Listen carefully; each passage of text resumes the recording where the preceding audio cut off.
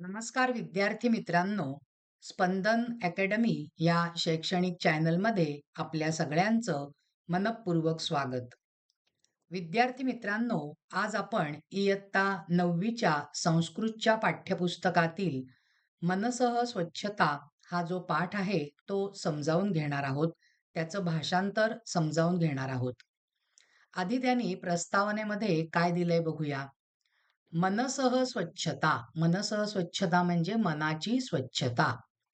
प्रस्तावनेमध्ये त्यांनी दिलंय, श्यामची आई इति पांडुरंग सदाशिव साने साने गुरुजी महोदयेन मराठी भाषया विरचितम पुस्तकम.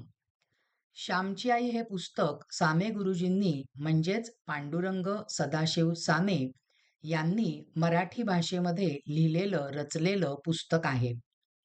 अस्मिन् पुस्तके अस्मिन् पुस्तके म्हणजे ह्या पुस्तकात तस्य आत्मकथनपराः कथाः सन्ति.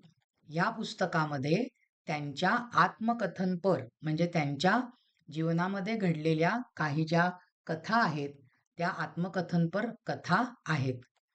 एताः स्मरणकथाः बालकानां कृते बोधपराः संस्कारक्षमाः मातृस्नेहवर्धकाः च. आणि ह्या ज्या स्मरण कथा आहेत, आठवून आठवून त्यांनी आपल्या मित्रांना सांगितलेल्या या कथा आहेत, त्या मुलांसाठी, बालकांसाठी अगदी बोधपर आणि संस्कारक्षम म्हणजे संस्कार देणाऱ्या आणि मातृस्नेहवर्धकाः म्हणजे आईबद्दलचे प्रेम वाढवणाऱ्या आहेत. श्यामः प्रतिरात्रं स्वमित्रेभ्यः स्वजीवनाधारिताः स्मृतिकथाः कथयति. श्याम दररोज रात्री आपल्या मित्रांना स्वतःच्या जीवनावर आधारित आठवणी सांगतो. वादद्वारा अस्य आदर्शभूतस्य पुस्तकस्य परिचयः कारितः डॉक्टर मंजुषा कुलकर्णी महाभागया. तस्मात् पुस्तकात अयम प्रसंगः.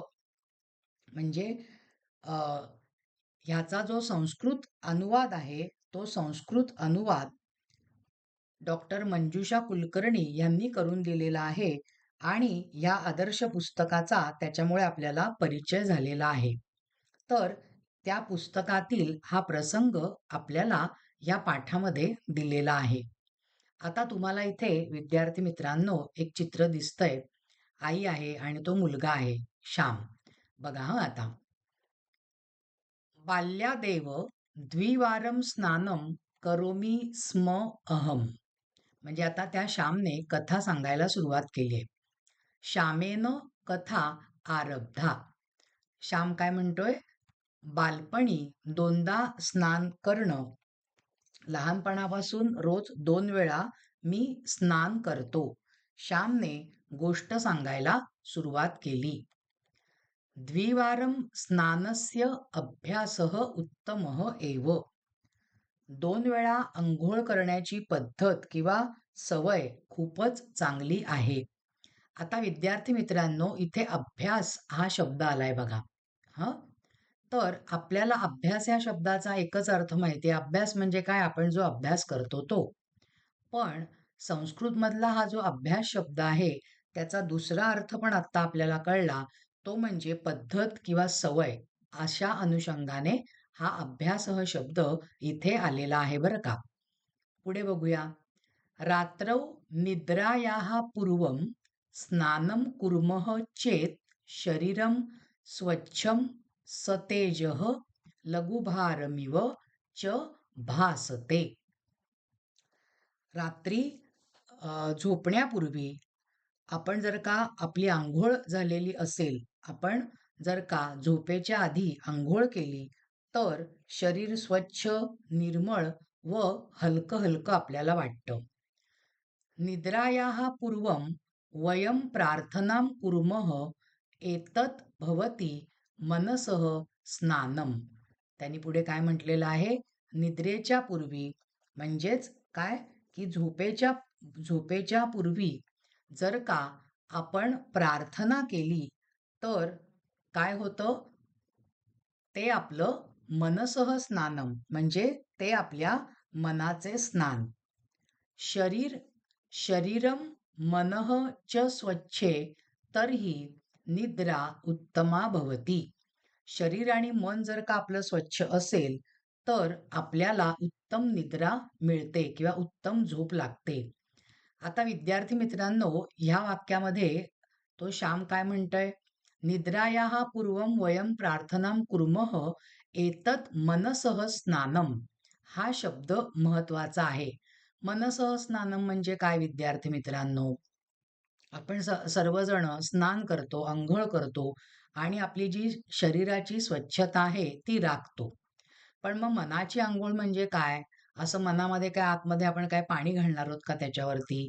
तर मनसः स्नानम म्हणजे हा अर्थ विद्यार्थी मित्रांनो लक्षात घ्या, की दिवसभरामध्ये आपल्या आयुष्यामध्ये ज्या काही घटना घडतात, तर झोपण्याच्या आधी जर का आपण देवाला प्रार्थना केली, अगदी 1 किंवा 2 मिनिटं आपण हात जोडले देवाला आणि जर का आपण देवाला सांगितलं, की "हे देवा, आज माझ्याकडनं काही चुकीचं घडलं असेल, तर मला माफ कर आणि माझ्या बाबतीत जर का कोणाकडनं काही चूक झाली असेल, तर त्यांना मी माफ करून टाकलेलं आहे." म्हणजेच काय, आपलं मन तिथल्या तिथे साफ होतं. आपल्या मनामध्ये कोणतंही किल्मिश म्हणा किंवा कोणतीही आपण म्हणतो निगेटिव्हिटी किंवा नकारात्मकता स्थान आपल्या मनामध्ये त्या गोष्टींना मिळत नाही. पण सामान्यतः विद्यार्थी मित्रांनो काय होताना दिसतं आपल्याला आयुष्यामध्ये?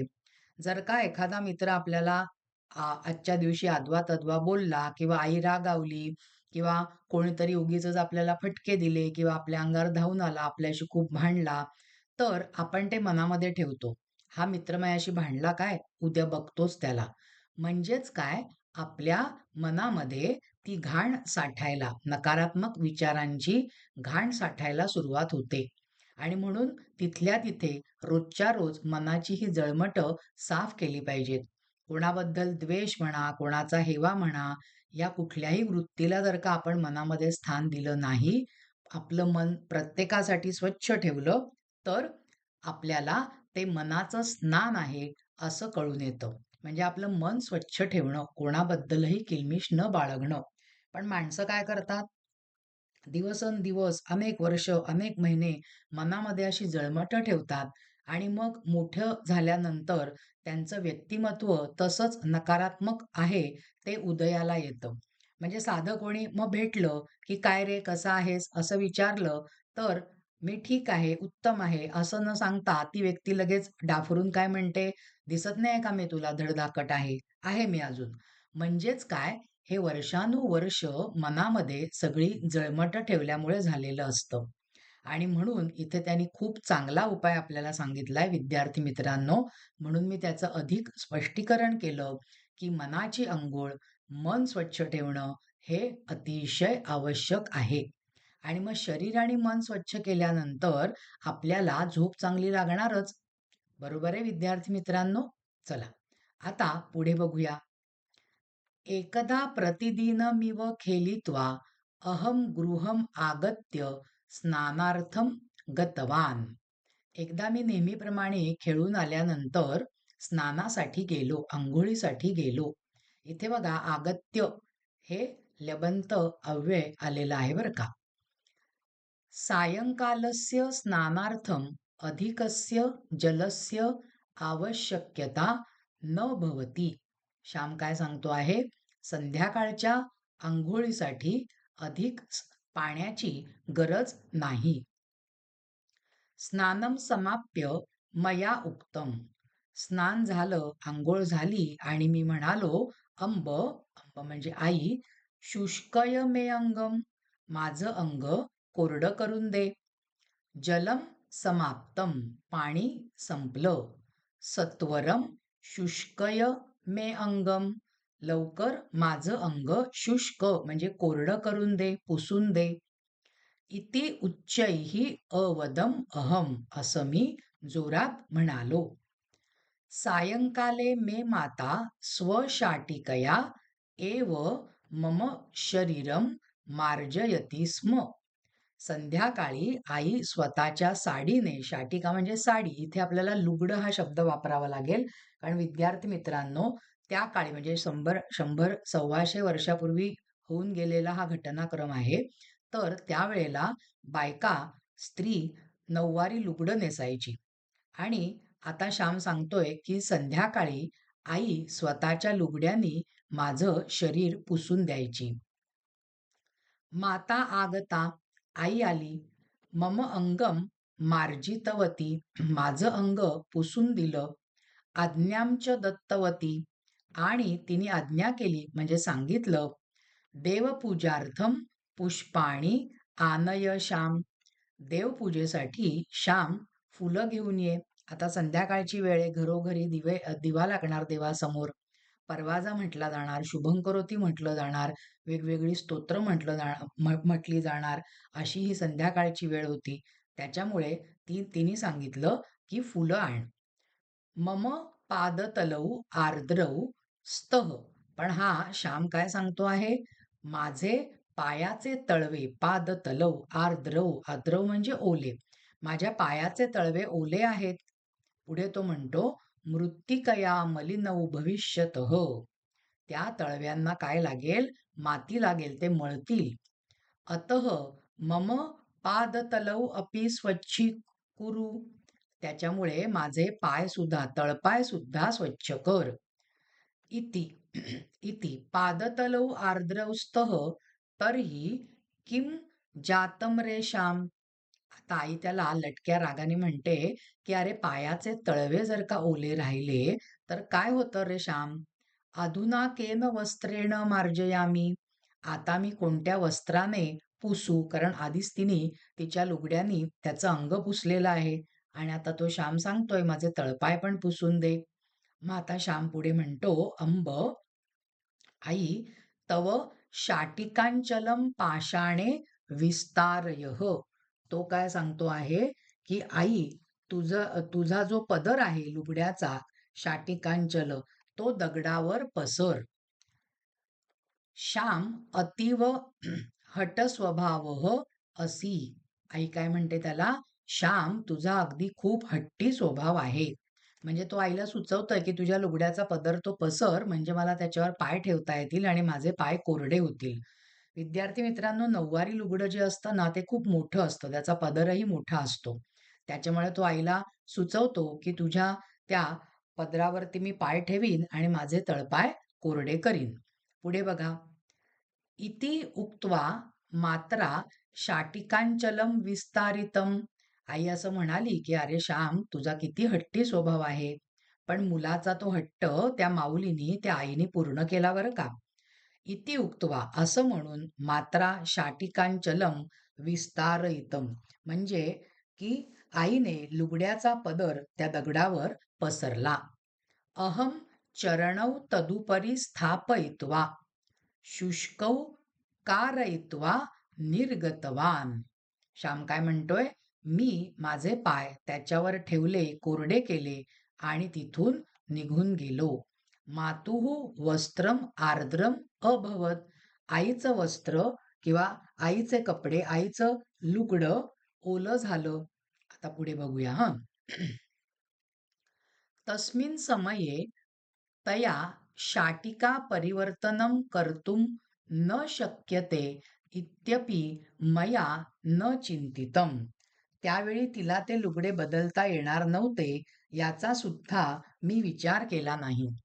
आता विद्यार्थी मित्रांनो, आत्ताची तुमची पिढी काय म्हणेल, त्याच्यात काय झालं, काढायची 5 मिनिटं, जायचं आपल्या बेडरूम मध्ये, आपल्या खोलीमध्ये आणि साडी बदलून यायचं. पण पूर्वीचा काळ असा नव्हता. असं त्या आईला करणं शक्य नव्हतं. याची संभाव्य 2 कारणं आहेत विद्यार्थी मित्रांनो. पहिलं कारण काय आहे, की घरातली जी करती स्त्री असायची, तिला स्वतःसाठी बिलकुल वेळच मिळायचा नाही आधी तर.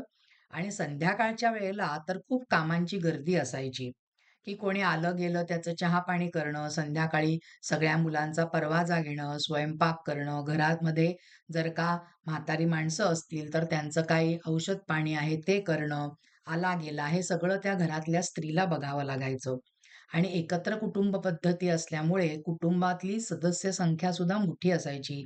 8-10 माणसं, 10-12 माणसं अशी एका कुटुंबामध्ये असायची. त्याच्यामुळे संध्याकाळच्या ह्या कामाच्या गर्दीच्या वेळेला तिला स्वतःसाठी वेळ मिळणं शक्य नव्हतं. हे पहिलं संभाव्य कारण. आणि दुसरं म्हणजे पूर्वीच्या काळी एवढे कपड्यांचे चोचलेच नव्हते विद्यार्थी मित्रांनो. आता आपण प्रत्येक इव्हेंटसाठी वेगवेगळा ड्रेसअप करतो.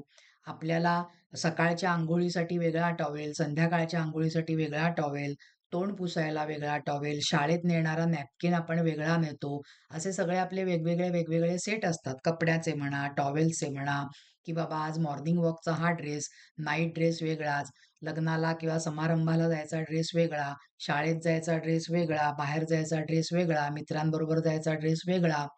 आपलं जर का तुम्ही आठवा, तुम्ही कपड्याचं कपाट जर का उघडलं, तर 2-3 ड्रेस असेच खाली पडतात. इतके त्या कपाटामध्ये कपडे कोंबलेले असतात. तरी आपण सतत कटकट करत आई-वडिलांना म्हणत असतो, की "मला कपडेच नाहीत, मला नवीन कपडे घ्या" वगैरे. पण त्यावेळी मात्र विद्यार्थी मित्रांनो, घरातली लहान मुलं असू देत किंवा घरातली पुरुष मंडळी असू देत, स्त्रिया असू देत, त्यांना वर्षाकाठी फक्त 2-3च जोड असायचे. त्या आईला 2-3च जोड असणार आहेत वर्षाकाठी नेसायला. एक तर तिने नेसलेलं लुगडं असणार आणि एक लुगडं तिने वाळत घातलेलं असणार आणि 1-2च लुगडी फक्त अतिरिक्त असणार, की जी सण समारंभाला, हळदी-कुंकवासाठी अशी थोडीशी ठेवणीतली लुगडी ठेवलेली असणार. मग अशा वेळेला तिला साडी बदलण्यासाठी कसं काय जमणार आहे? मग तेच आता मित्रांना सांगताना श्यामने सांगितलं, की त्यावेळेला तिला ते लुगडं बदलता येणार नव्हतं, याचा सुद्धा मी विचार केला नाही. परंतु पुत्रचरणौ मलिनौ न भवेताम. परंतु मुलाचे पाय मळू नयेत. पुत्रेच्छा पूर्णा भवेत. मुलाची इच्छा पूर्ण व्हावी. एतद अर्थम तया स्वशाटिका आर्द्रा कृता. आणि म्हणूनच तिने स्वतःचं लुगडं, स्वतःची साडी ओली केली. म्हणजे स्वतःचं लुगडं तिने ओलं करून घेतलं. माता पुत्रार्थम किम किम न करोती. आई मुलासाठी काय काय करत नाही. प्रश्नामध्येच विद्यार्थी मित्रांनो उत्तर आहे. तर आई मुलासाठी सगळं काही करते. किमकिम न सहते, म्हणजे मुलासाठी ती काय काय सहन करत नाही. अर्थ काय? सगळं काही सहन करते.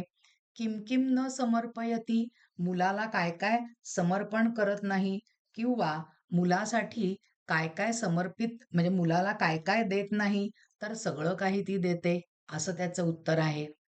अहम गृहस्य अंतर्भागम गतवान.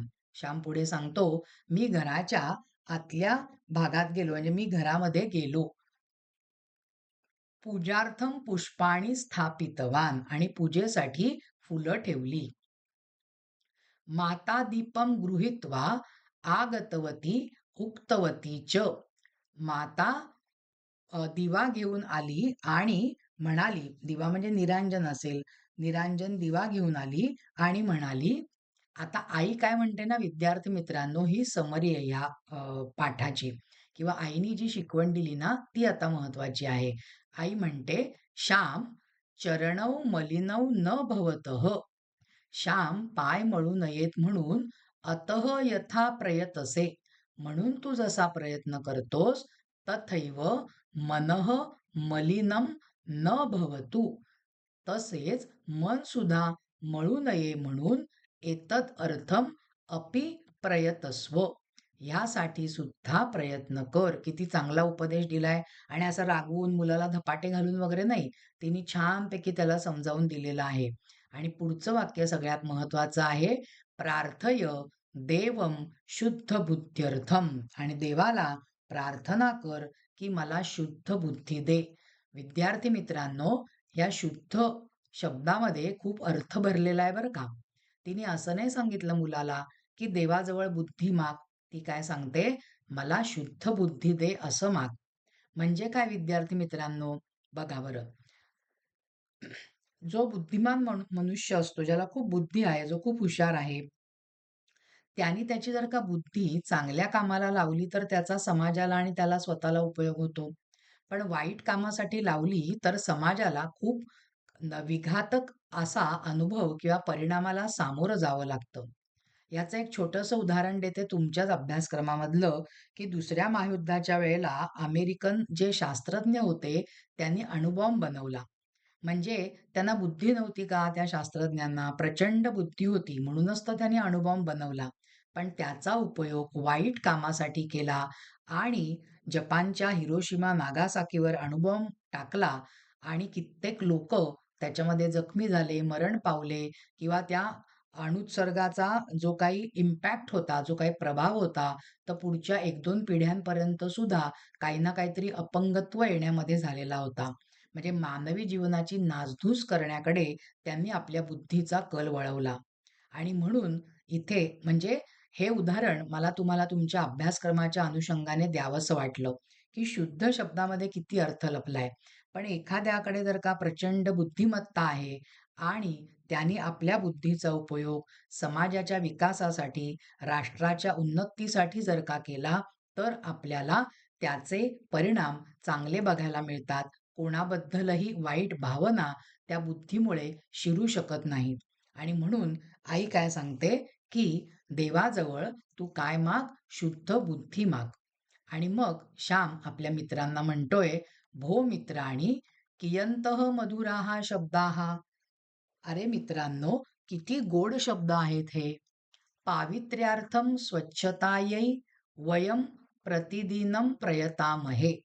पावित्र्यासाठी आणि स्वच्छतेसाठी, पावित्र्य कशाचं? शरीराचं.